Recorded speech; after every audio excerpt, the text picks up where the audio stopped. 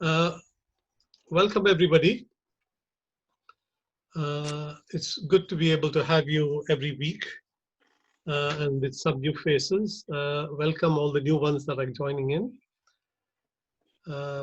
Just to remind ourselves, my talks, it's under the title of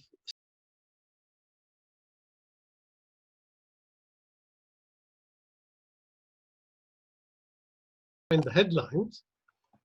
And quite often, what I cover is stuff that doesn't get too much reported on our press.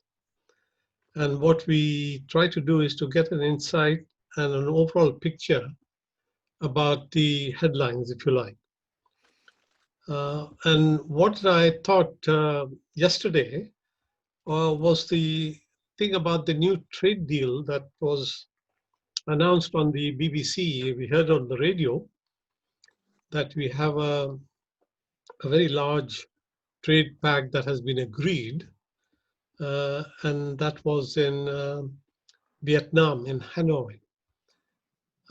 It's the world's largest, they say, having something like $26 trillion worth of commerce between them. So it's quite a sizable type of block. And we'll look at it a little to see what it is.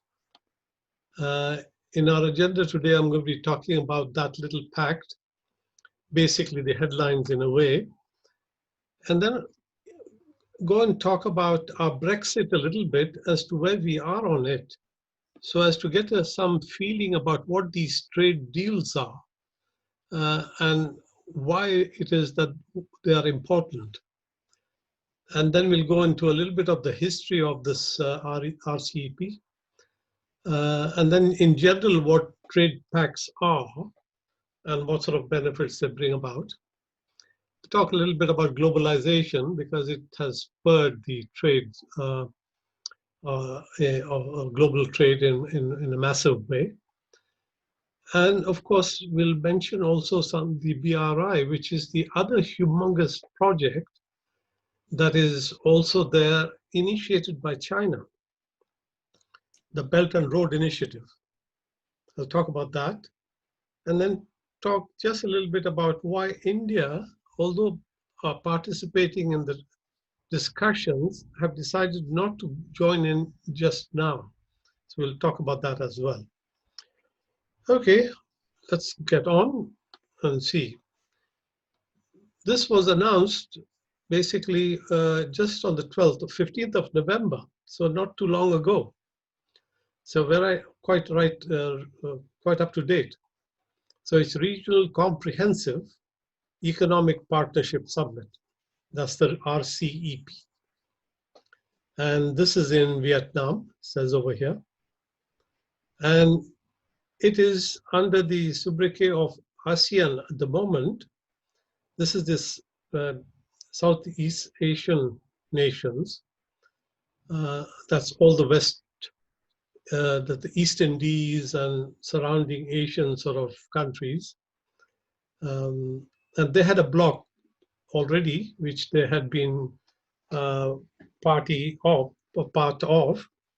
But now they have extended that ASEAN further, and we'll see how. Now, this is being reported here, as you can see. I'll just put that on top so I can. The world's largest free trade bloc was announced. Again, this is the last few days. 15 Asian countries signed world's biggest free trade deal. And it's backed by China, but excludes USA. Now, that's quite significant. Now, the countries that are very much added to the ASEAN group are these people here, these countries, Japan, South Korea, New Zealand, Australia, who are really the economic partners in many ways of USA, but USA has been kept out of it. And there's the other sort of nations, we'll see how many of them are. and India may join as an observer. So there's India sort of being a little bit cagey about wanting to pass as well. See why they're not sort of fully on board. Yeah, this is just another picture, a little bit more clearer, I suppose. These are the countries, and here we are. It's the same picture.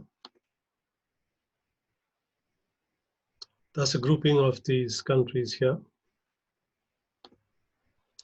Okay, this is a little bit more of a detailed thing, essentially saying what has been the worldwide role of these groups.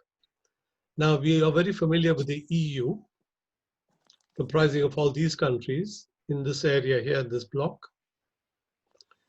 Then you've got this EFTA, which preceded EU, if you like, European Free Trade Association, that has Scandinavian countries, a little, this is that orange little block there.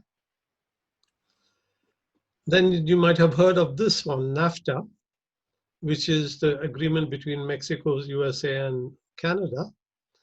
That has also been sort of done, revised lately by Trump. Then you've got these other ones called OPEC. Of course, we are all very familiar with OPEC. This is the oil producing, oil exporting countries. That's in this region here. That's the purple, the bordered. This is all the countries with the bordering that are purple. They belong to OPEC, and some of them are here.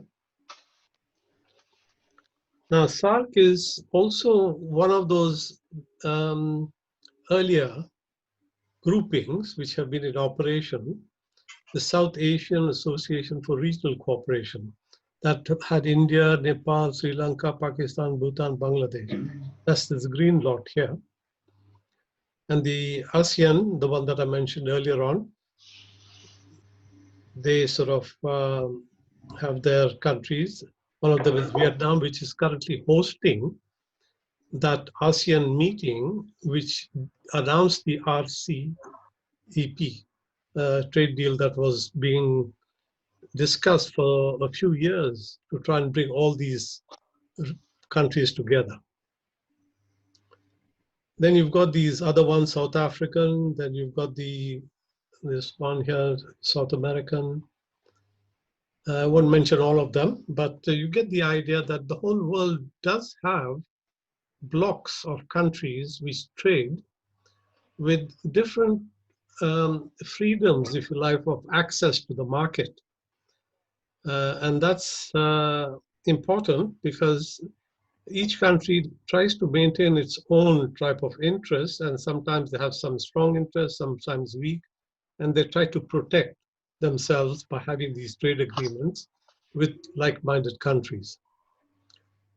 And what these trade things we'll talk about as to what they constitute a little.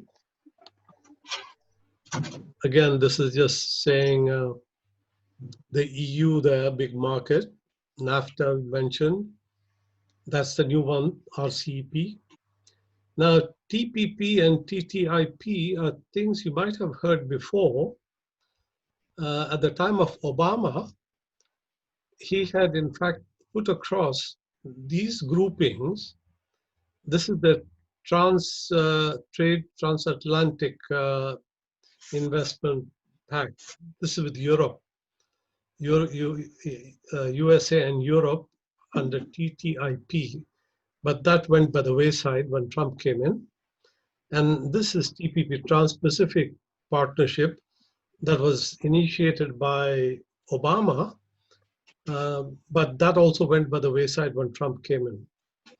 Now, in place of that TPP, we've got now an additional thing called CTPP, which is a sort of a son of this particular idea, and that's in operation, and that has morphed into this now, RCEP.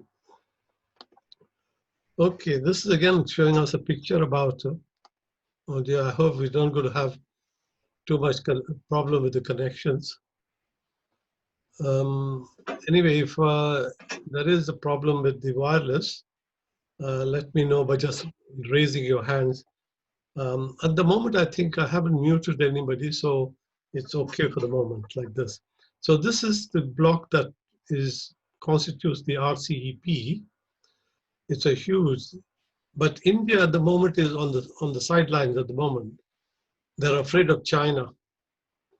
So it is China which has really, put the petrol or the gas into that thinking and got this thing going.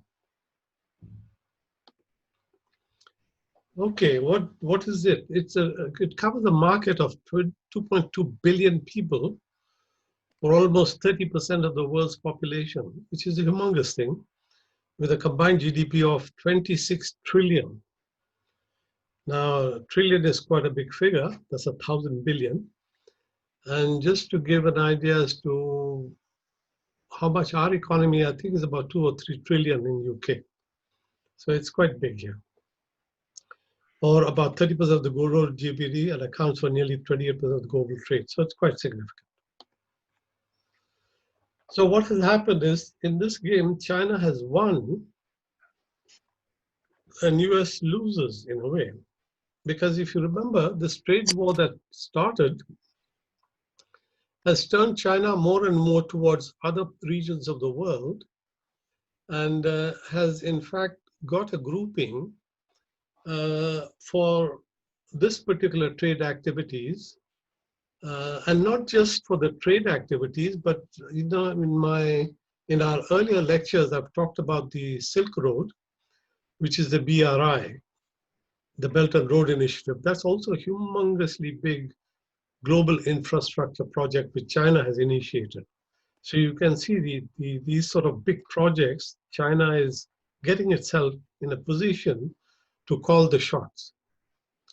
So the pact will take effect once enough participant countries ratify the agreements domestically within the next 2 years. So although the agreement has taken place, it needs ratification by individual countries' parliaments. So for China, the new group, including many US allies like Japan, South Korea, Australia, and so on,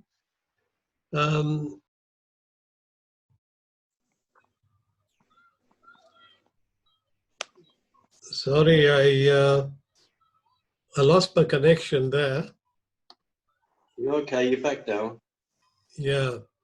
If it does happen, because recently my wireless has been unstable, so I get sort of disconnected. It happened to me yesterday.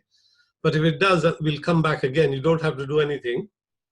I'll just get it going. I think the problem is on my end. So anyhow, there we have the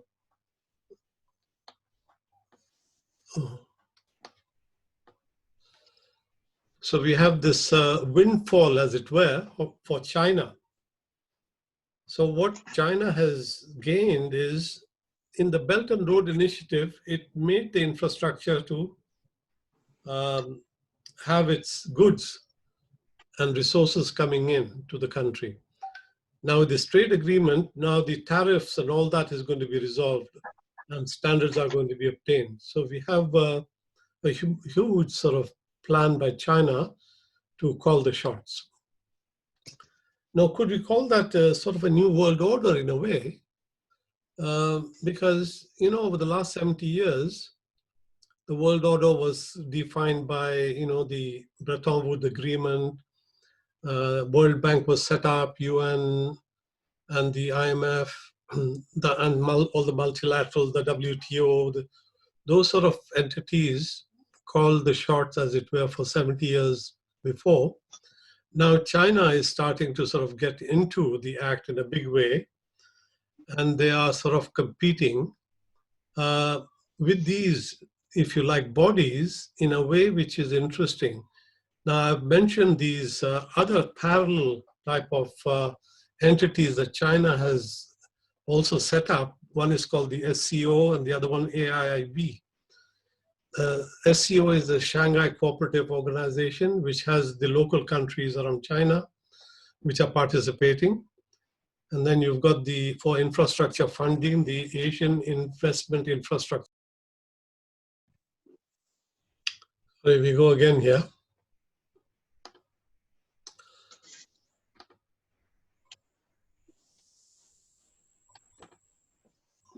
Okay, so I was just saying over there.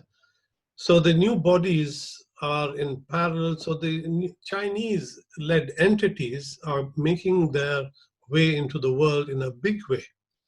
And you saw that how the infrastructure, the BRI has been influencing that. I'll talk about that later. Now let's come back to Brexit just to talk about what is it that we mean by trade pacts and how important it is. Right now, we are in the at the closing stages of a deal, but yet the deal has not been finalized between the EU and UK.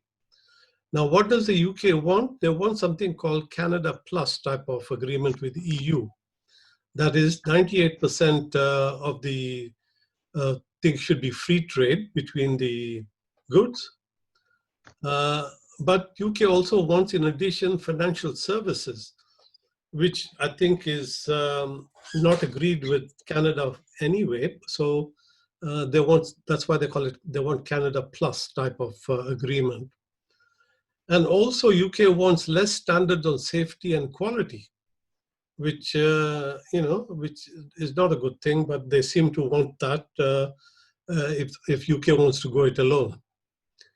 And then, of course, goods from UK to Northern Ireland will incur border checks at the CN tariffs refund.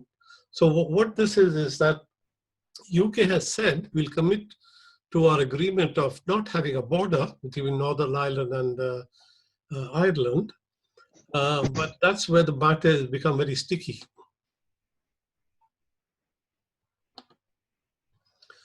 Now, what does the EU want? The EU wants a level playing field on environment, labor, taxation, and state aid, and fishing access. I think quotas may be the answer there. And Northern Ireland stays in the custom union of EU. That is, means no border. Now, this position of UK is rather difficult to resolve because on one hand, UK has said, okay, we won't put a border, which means that we'll maintain the integrity of our UK, United Kingdom. But at the same time, it says we are not going to be part of EU. Now, so long as we were part of EU, this no border thing between UK and EU was fine. But the moment we are leaving, then of course there's going to be a hard border in Ireland, in between Northern Ireland and Ireland. And that's the crux of the matter. Now, according to the Good Friday Agreement, you can't put in a border because that is against international treaties that have been agreed by UK. While what UK is saying, and that's where the matter is getting into rough waters, is they're saying we want to be able to not put the border, the hard border, but we want to give our ministers the power to make changes so that trade can be had within Northern Ireland and UK without any difficulty. But the moment you say that, then you're allowing UK goods to go into Ireland or into Europe. So this is where the problem lies. I don't know how Johnson is going to resolve this. Maybe his way of resolving it is probably to walk out of Downing Street. Now, this is what the Irish situation is. You see, Northern Ireland, this is UK here, and there's Northern Ireland here, and this is Ireland. Now, what Northern Ireland the treaty says, if you don't put any borders, then you're going to treat Northern Ireland as part of Ireland or EU. And if so, then there's no need for a border.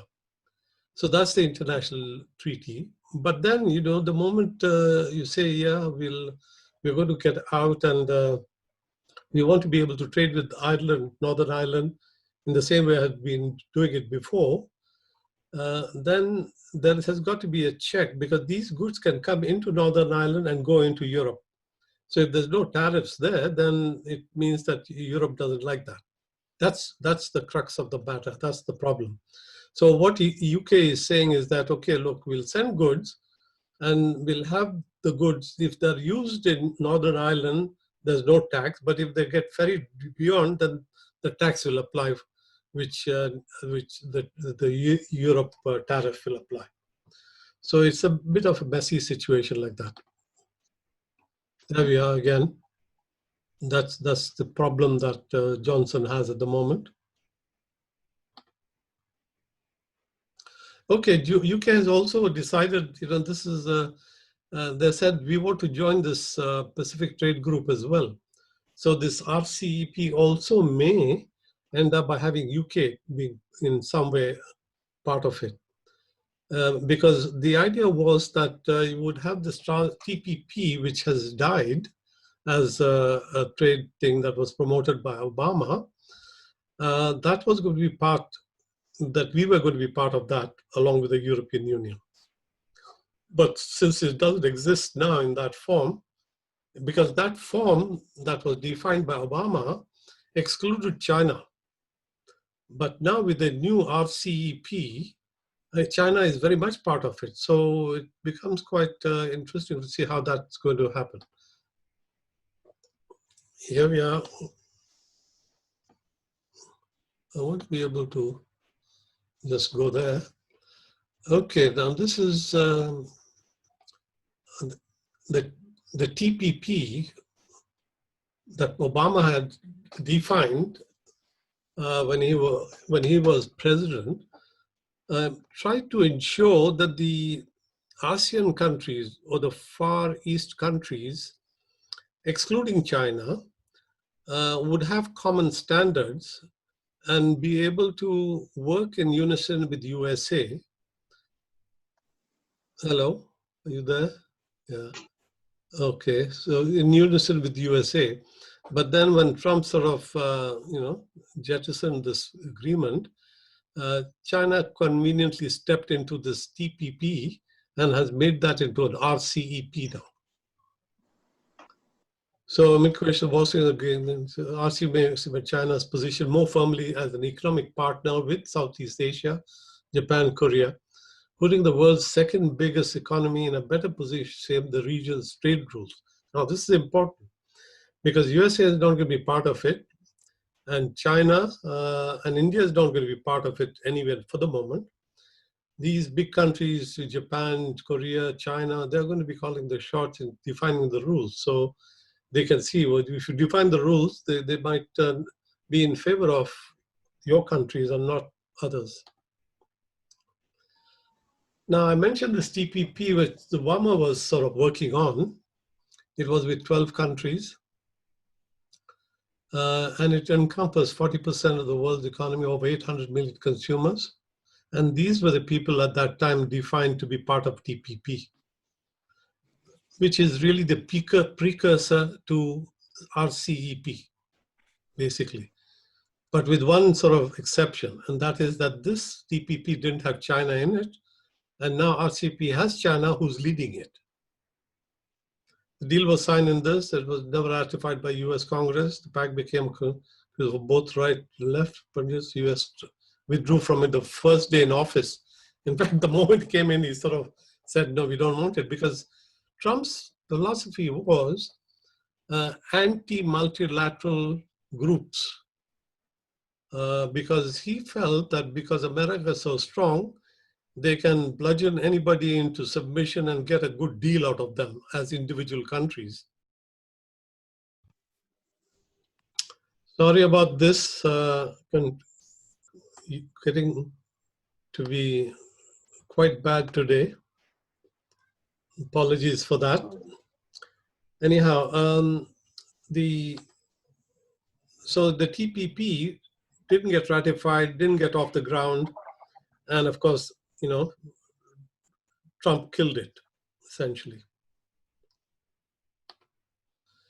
Now, in place of the TPP here, the progressive agreement was put in place by 11 countries, and these are the countries. So there you can see China has been included in there. I think. So that has now become part and parcel of, in a modified sense, of the RCEP. So just a little bit background as to it didn't emerge. If you don't have a trade agreement with anybody, you can belong to the WTO, and then you will be able to work with their regulations, what they call the most favored basis, MFN.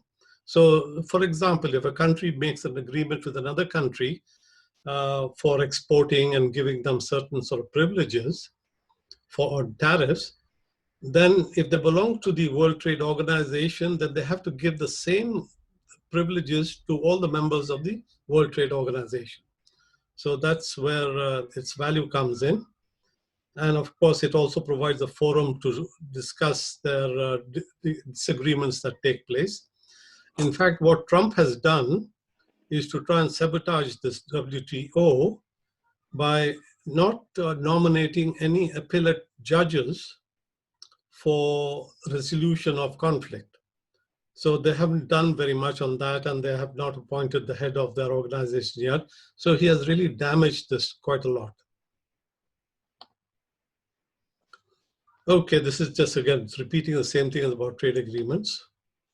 Okay, just an idea. There's something called a common custom market or common market as opposed to economic union. You know, at the moment, we have, okay, let me start first by saying, what is our economic EU? EU is the largest extension which can have common policies and regulation. It's like one country, if you like. That's the best example, which has, you know, shared arrangements for exchanging services, goods, manpower, and there's another one. There are four things that can be freely exchanged between any country in Europe.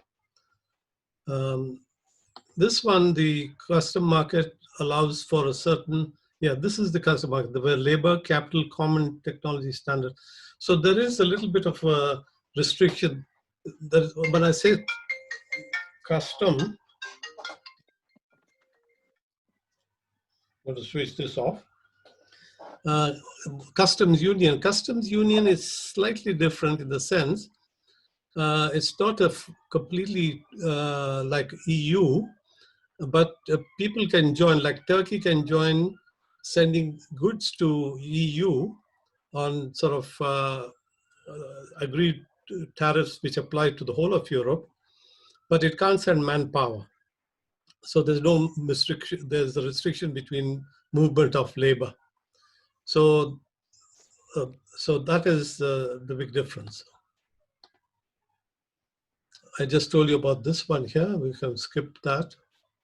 Okay, I want to talk a little bit about globalization. Now, trade has increased dramatically during the past, since the last 20, 25 years. And the hallmark or the turning point was the introduction of big pipes, if you like, pipes in the sense of big connectivity between the East and the West, from USA to India, for example, so that it sort of took advantage. But backtracking a little bit, let's see what globalization one meant. It meant that countries were trading with each other, you see? And the globalization two is where companies are trading with each other globally. So you can see the difference. Countries and then companies. So it becomes a smaller. And then, of course, globalization three is where we are right now. There's individuals, you know, collaborating with each other. So you can see the globalization has become enormously good in the sense that you can sit here and order an item from China simply because, you know, of this possibility. Again, a bit of detail about what prompted this. You know, in the early days, the trade between countries had to use, you know, horsepower, wind power, and steam power, and so on. and therefore it restricted, countries, not restricted, but allowed countries to trade with each other because there were big entities. Later on, when the hardware became possible so that you have transportation, which was much better, electricity and all that, I suppose, started to come in, then you had a global connectivity. Sorry, this is the global connectivity, that's internet here. But before that, we had this more electrical type of connectivity so that you can have faxes and whatnot. So anyway, this globalization is that type of extension of trade, the facilities for doing the trade, let me put it that way. Now I put this up because I thought it was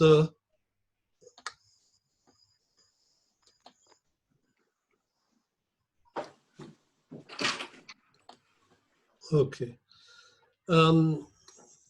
So what we have is, I think I seem to block this here.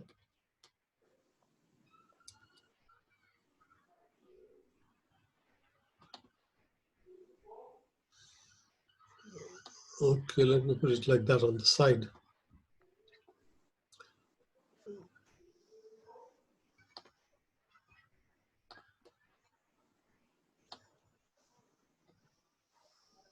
Okay, let me put it like that. Okay, I was talking about these blocks. Now, these were the blocks, you remember the TPP, again under Obama, then TPP also under Obama, both abandoned. And then there's something called TISA, which was a secretive type of agreement between countries, which WikiLeaks, told the world about. And it was a tax incentivized saving association, or renamed later on as the Investing and Savings Alliance. This is a secretive type of agreements that were being put together to favor the corporate world.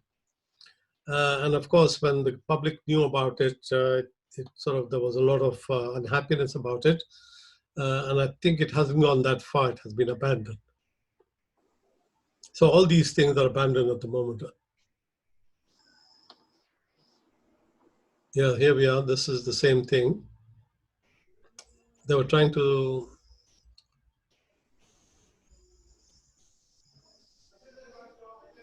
this is again a definition of what a bilateral trade agreement is.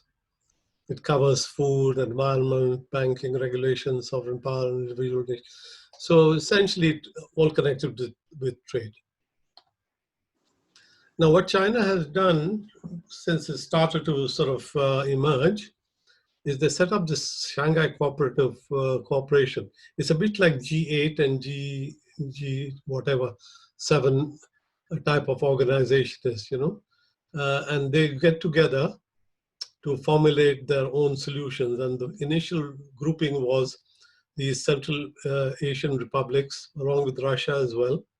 And later on, they were extended to India and Pakistan.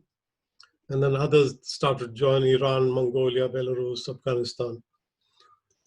So it has become quite a big talking shop in a way, but at the same time, talking about the security concerns as well.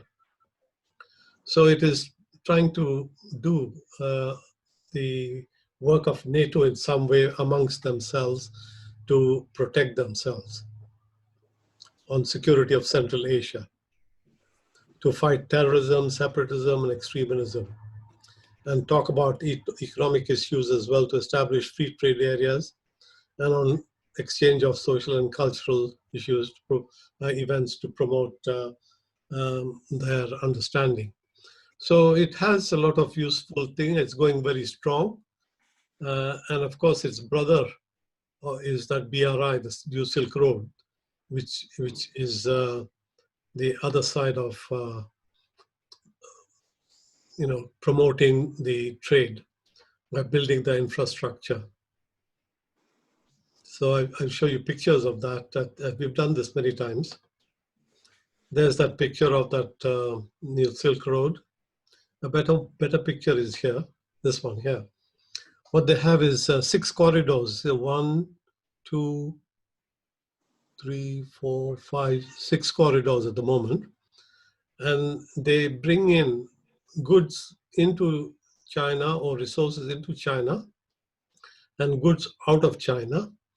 So they have covered all the countries around them. And one pivotal, very important one is the one which Pakistan, which I've talked about before. And Gwadar, you remember, is down here, which then connects to Africa. So all these African countries get connected to China that way. So you can see their narrative is a pretty forward-looking one. So here is the connectivity at the moment. See, right up to Europe, right across Asia, and it includes something like 60 to 70 countries who are part of it. Here's the same picture here.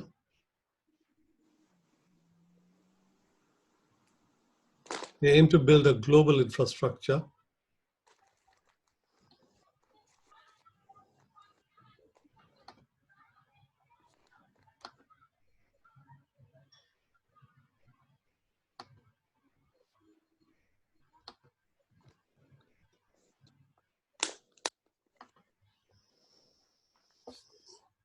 Sorry, I have to sort of keep swapping that. That's the one that we've already talked about in one of our earlier talks. Very vital part of infrastructure for China through Pakistan, connecting all of Africa, and of course the Middle East here. And of course, India is very bugged by that. And all the countries who are not part of this whole scheme, they're trying their best to undo this. And right now, there are moves of destabilizing a lot of this project. Quite unfortunate. Okay, we'll skip that for the moment. Some agreements. Okay, one of the reasons why India is not joining the RCEP is because if you look at its trade with these countries in RCEP, it has a deficit. It has a deficit against China, against ASEAN countries. So it's got a huge type of $105 billion worth of trade deficit. So it's very worried that if it becomes part of this RCEP, its market is going to be flooded by Chinese goods and so on. So they're not committing to it, although they have a standing invitation from this group to join whenever they feel like it. Okay, that's all I'm going to be talking about on this RCEP. What we can do is to have a little Q&A, and hopefully we are able to comments on the Q&A. I think I'll unmute if there are any people who are still mute me, raised hands. Okay, you can unmute yourself, I think.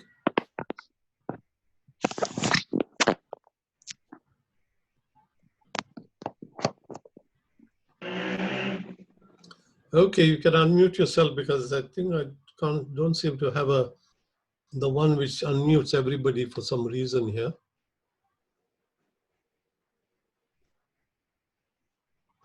Yeah, please unmute yourself. Can you hear me?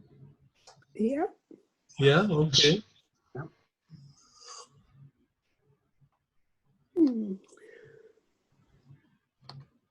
Okay, if you're not able to get through, raise your hands because then I'll see who to sort of call in for the comment.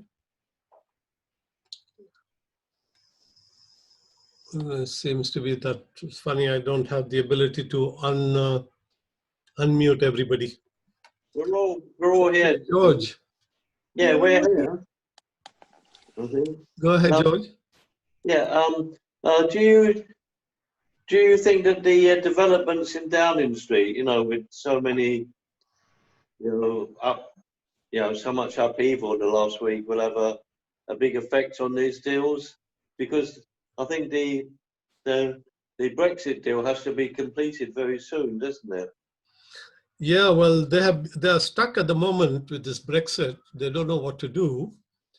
But that's why I think this Cummings was thrown out, because they thought they would be able to put together something which was acceptable, but Europe hasn't given in, because I think the thinking was that Europe at the last moment will give in and accept the UK conditions, but Europe is standing firm. They're saying no. Therefore, they have gone. So the people, I think, in Parliament will have to decide how to agree with the EU concerning Ireland, because Ireland is the big question. Because when Trump was there, Boris was hoping that they would get a good deal and forget about Northern Ireland border problems, because Trump didn't bother about that. But Biden is very clear on it. He said he wants to go along with the European protocols that have been developed for Northern Ireland, which is no border. And the only way you can have no border is to make Northern Ireland part of the customs union of EU. But if that is so, then goods can flow between Northern Ireland and EU, fine. But the moment the goods come into Northern Ireland from UK, then there's a danger they might go into EU. So then the tariffs would apply. So that's where the difficulty lies at the moment. Let's see how they're going to resolve it. Shafiq. Yeah. Nimi. Hi. Hi. Now, the Brexiteers go on about, oh, it's no big deal. If we don't get a deal, we'll go on to WTO terms. Now, I was interested in the slide you showed, because you said something about, it said in your slide that with if two bodies are trying to do a deal, and the other, it was something like, so if they have a good deal with someone else, then we should be able to get the same. Oh, that's the most favored nation, so if you belong to WTO, yes, then you have to give the deal to every member of the WTO, the same privilege that you made with that other trading partner of yours. So this is why, because they go on about, we want the same deal as Canada, whatever. So presumably the Brexiteers think if the worst comes to the worst, we will get what Canada has with the EU, rather than getting nothing at all. Is that right? Well, EU is not going to give the Canada deal or Canada plus deal, No. because Canada is very far away from EU. Sure. But UK is right on the the border, next to EU. Therefore, they think that makes a big difference between the flow of goods. I think with Canada, they've got a deal which is about 98% tariff-free, except for some agricultural products, which and on standards that has not been agreed to clearly, because it took apparently about 7 years for the EU to hammer out the deal with Canada. Yeah. And so far, Canada is saying, as far as UK is concerned and Canada is concerned, they can't make a deal because UK doesn't have the expertise at all. So it seems to me that they can't get a deal with Canada. And also this deal with EU is very problematic because of Northern Ireland, you see? Of course. That's the big problem. Oh yeah, it's all a problem. I just, I never understand when they're being so gung-ho about it. Even Boris today was, if we don't have a deal, we'll just go on to WTO terms. And I just never understand why they are so adamant that somehow that is going to be fine, because my understanding was that it isn't. And also that the WTO seems to be getting weaker and weaker. And as you say, America is not really that interested in WTO. And then I think even when they're trying to replace someone, and that was a bit problematic as well, because you didn't really have too many people who were, isn't that the one where there are two women who were running to lead it? Yeah, I think they were going to appoint the head of WTO. Yes. I think she was a lady from Nigeria, I believe, Yes. a banker. Yes. I'm not sure whether that has been finalized because that was, I think they have postponed it to see how US elections, fare. And I think the other one wasn't that South Korean or from the Far East, I think the other Yeah, applicant. I think there Yeah, was another guy there. yeah. That's right. So I think they might bring in an African lady because they've never had an African lady, in the head Sure. position like that. But relying on WTO to somehow, be any sort of substitute for what we had with the EU seems to me to be utterly ridiculous. That's right. You see, with the WTO, the 10% tariff, which will apply to say, all the car parts and all the car sort of sales, are going to be quite damaging because you have a fixed surcharge like that on your products coming in, on your parts coming in. Mm-hmm. Therefore, you're not going to be competitive enough with Europe. See, as it is, the productivity of UK is low compared to Europe. And that's one of the reasons that was given for Brexit, saying that by ourselves we can do a better trade deal with the rest of the world and not be bound by the strict rules of EU, which worked on the principle of having, an advantage in its productivity and its good sort of structure and rules and so on. Yeah. So, yeah, sorry, Ruth. Can you explain how the WTO is managed? You mentioned something about Trump trying to sabotage one of the judges. Yeah. You see, one of the tasks of the WTO is to resolve problems that the members have. So if two countries have a problem and disagreement, they refer the matter to their appellate court in the WTO. And the appellate court judges are appointed by the big countries. And one of them is the USA. And USA has not appointed a judge in the last 4 years. They've been sitting on it, and the work of the WTO has been knocked badly because of that. And, so matters haven't progressed. Now with Biden coming in, he will certainly appoint somebody very quickly and get the WTO rolling again. And which other countries in the WTO? What? I think probably most of the world's countries are there.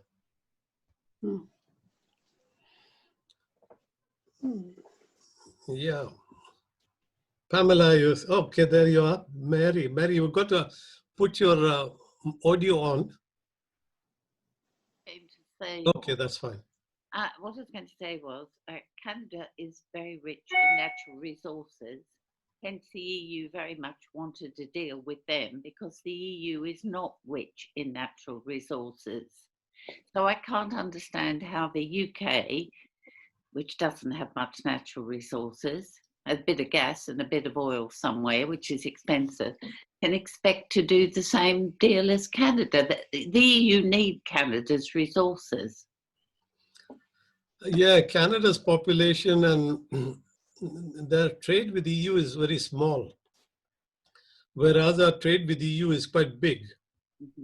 Therefore, EU is going to be a lot more concerned about the proximity of the market and also the loose regulation that seems to be the type of theme that UK is pursuing, that they want to have lower standards, although they don't speak of it so much, but they do expect to sort of abide by their own thinking about what standards should be, and they will not be the same as EU, and that's what one of the conflicting points are.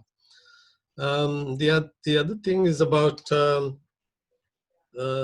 state sponsorship of companies and so on. That is also a big, that's part of the uneven playing field, if you like.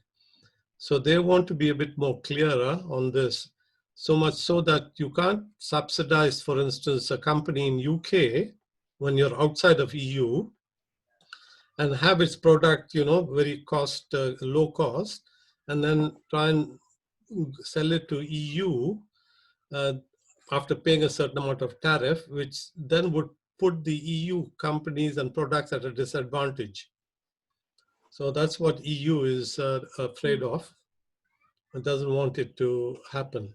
That's one of the things that, in fact, is a charge against China most of the time, that China gives a lot of money to its companies and subsidizes them, and therefore, and their labor costs are low, and therefore the costs of the products are low. And there's a lot of discussion on that as to how fair an agreement can they have with that type of arrangement. In fact, right now, I think one of the sore points with USA and EU is about the Airbus and Boeing, because Boeing gets subsidized to a large extent by USA and Airbus by EU. So they're both subsidized, but they have to agree that they accept that notion of subsidies and still go ahead.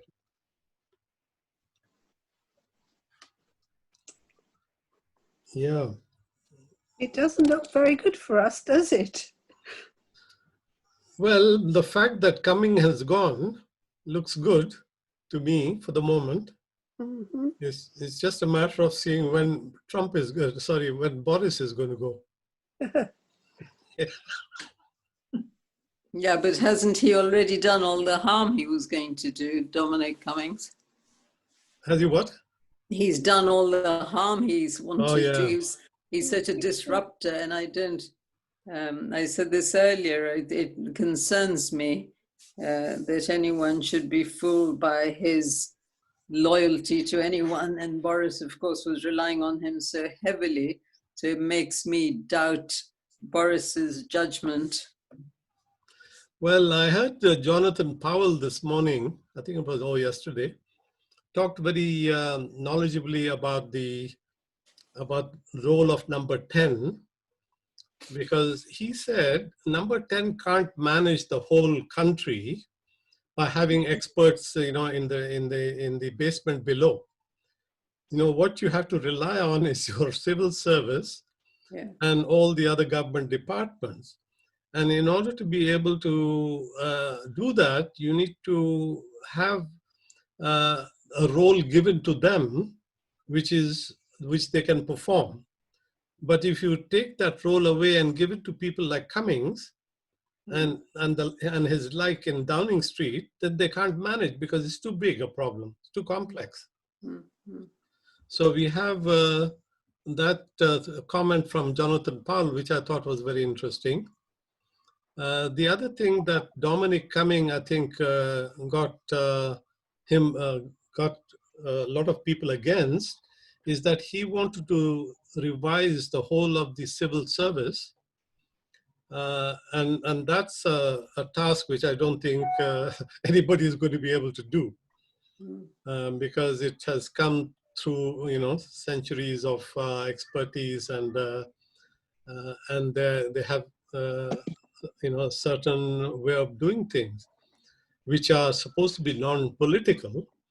But I think Cummings wanted to make them more political, which I don't think, of course, anybody liked that. So he was good, they say, at having to come up with slogans, take back control and Brexit by December or whatever. Yeah. But not able to extend it beyond that to give a bit of coherence to the government and get the parliament behind them. The parliament is very much against Cummings. And now I think it's a question of seeing whether Boris, the other thing that they have also said is that, Jonathan Powell said, was that the leader must have a vision. He says Boris doesn't have a vision, and therefore he's lost. He uses very nice phrases. I read a phrase this morning which made me laugh. He says he's as fit as a butcher's dog. Yes, he did. Yes, he did. Yeah.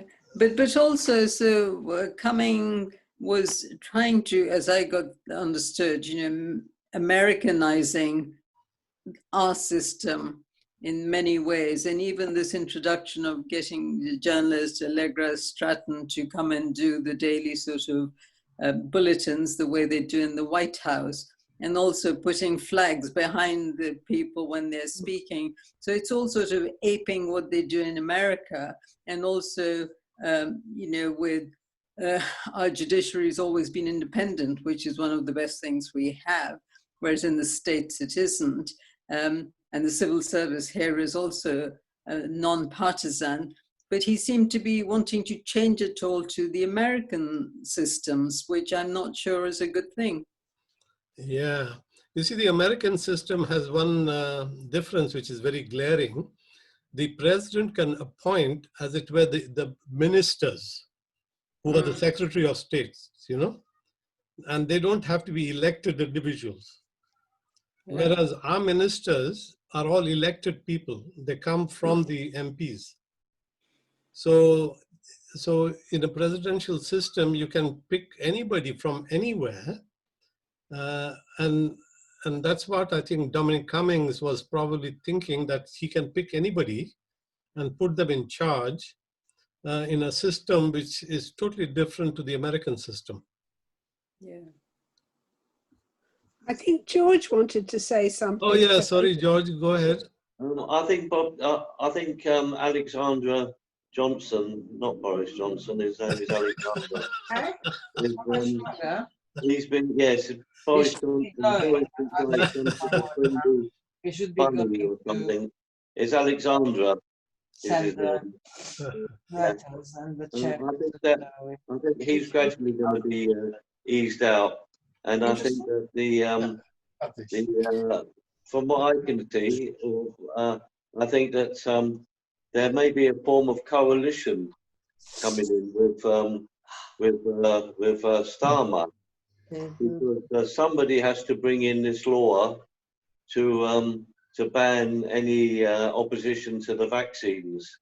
This one that the Labour Party, to their total discredit, have proposed. That people should not be allowed to voice opinion against the vaccines that are coming in.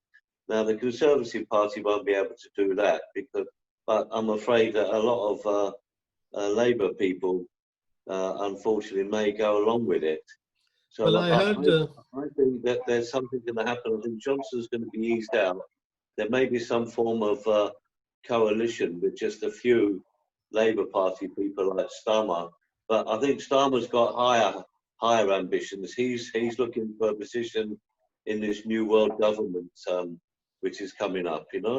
Which Blair always wanted to be part of, but never got there. So I think that there's going to be major changes to our political structures. The old way of doing things is gone. Now there's just contempt for people. They just trample over people. I don't think Johnson's ill at all. I just, it's like the last time when he was supposed to have a breakdown when they said he had COVID. He's probably having another. Fit as a butcher's dog. Never heard that expression before. No. That is an expression from England. Very heard of it. Very happy. But but the question about the vaccine, George, we don't know how effective it's going to be. But the company that Pfizer and so on, their stocks are going up rapidly.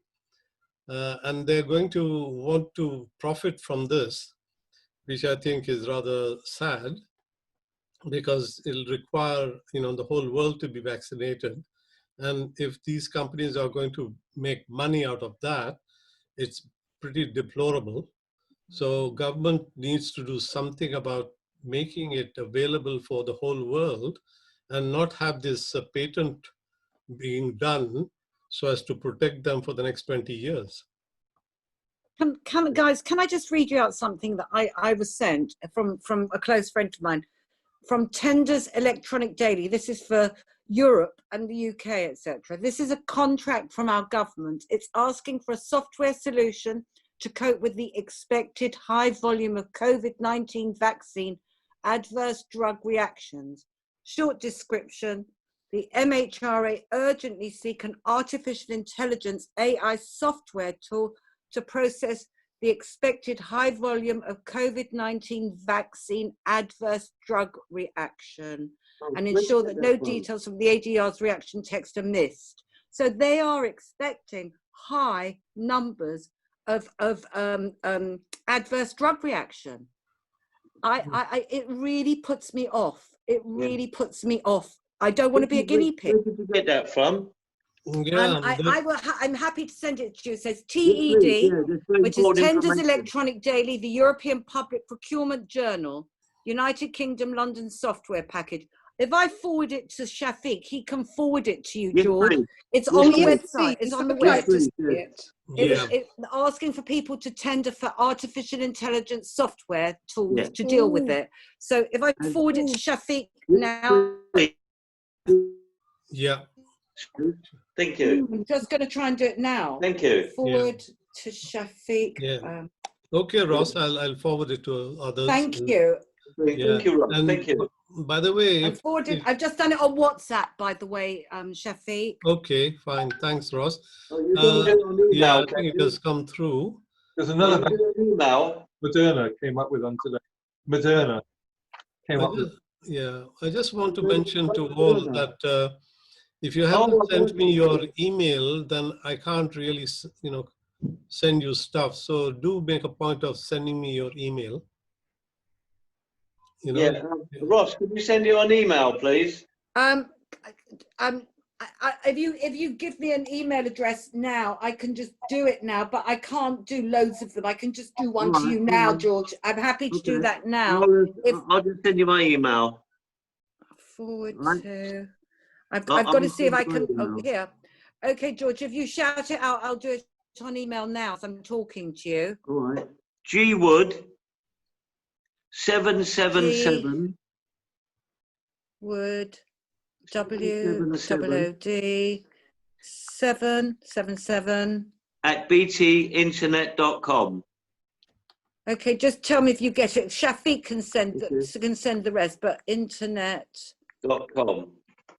Okay, but I'm doing it as I'm talking to you. I've done one to him, and I'm just sending it to you. I'm sending it an empty subject. Okay, but it takes you to the link, and it's asking for tenders for it, and it's a government tenders. So they are expecting high numbers of adverse effects. I don't want to be a guinea pig. There was another announcement this morning. I heard that another company has come out with a vaccine which is better than 90%. That's Moderna.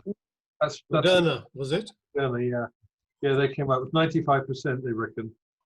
Yeah, and it also doesn't have to be frozen at such low temperatures. Low temperatures, yeah. Really? Okay, that seems to be at least moving in the right direction. But it's an American company, so we probably won't be able to get it.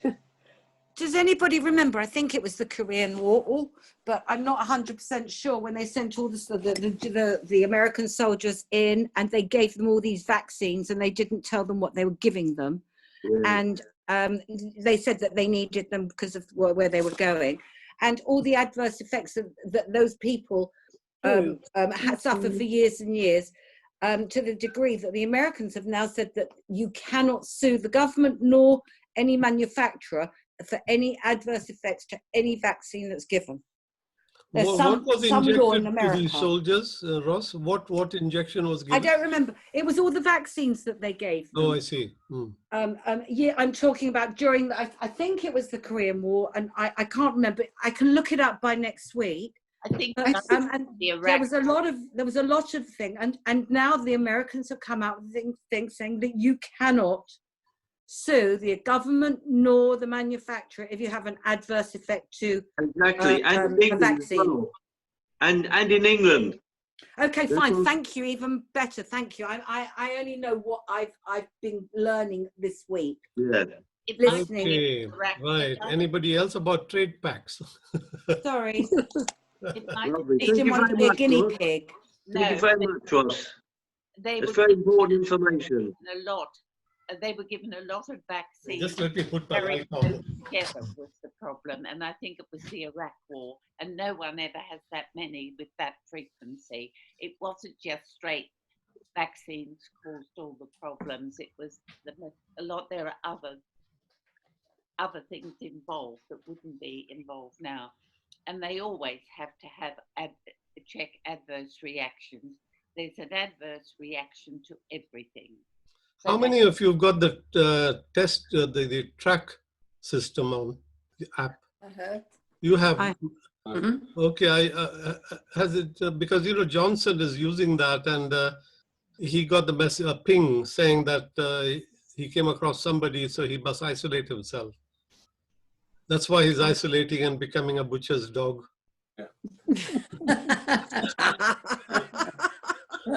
Or he doesn't want to face. Well, I can't go anywhere, so it's not a problem for me. But let's make him into sausages.